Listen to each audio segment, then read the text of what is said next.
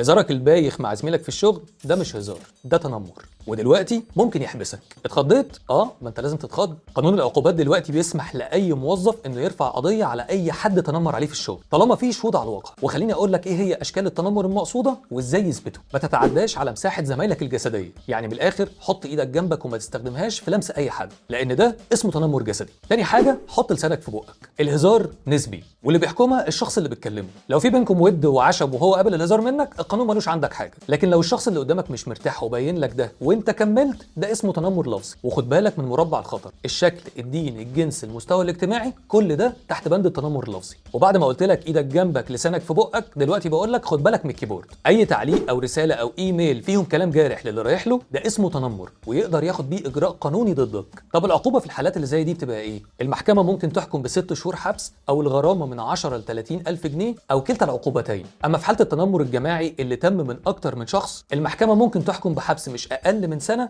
او غرامه من 20 ل 100 الف جنيه او كلتا العقوبتين. اعتقد بعد كل الكلام ده انت محتاج تاخد بالك.